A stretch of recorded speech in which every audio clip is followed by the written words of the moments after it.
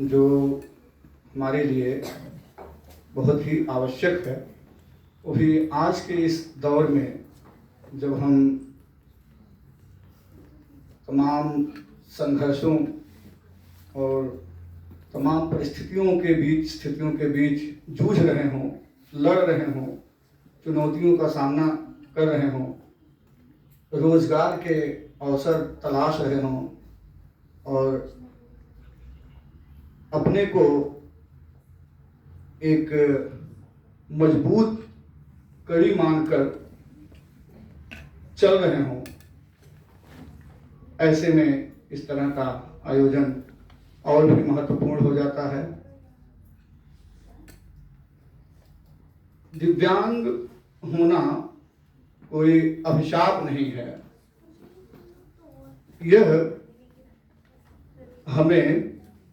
और मजबूत बनाता है और निखारता है। कभी कभी कुछ परिस्थितियां ऐसी भी बनती हैं जिसके चलते हम कहीं ना कहीं अपने आप को हीन से भी हीनतर समझ लेते हैं और उन परिस्थितियों के बीच अगर कोई कड़ी मेहनत करके, संघर्ष करके, चुनौतियों का सामना करके अगर हमारे बीच कुछ बन करके किसी बड़े पद को सुशोभित करते हुए आता है, तो यह भी हमारे लिए बहुत आवश्यक हो जाता है, बहुत महत्वपूर्ण हो जाता है। जीवन का जो हमारे जीवन की जो चुनौतियां हैं वो बहुत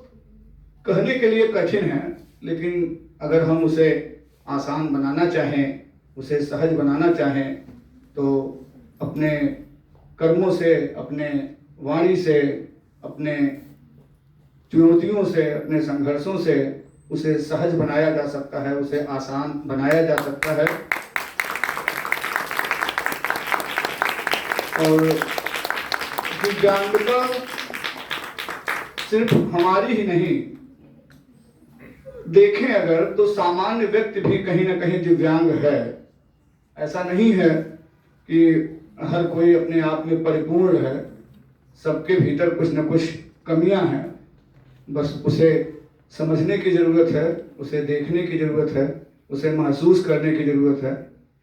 यदि हम इस चीज़ को अपने भीतर से इन कमियों को निकाल दें और अपने सबल पक्ष को ही आधार बनाएं, उसी को अपने प्रेरणा का स्रोत बनाएं,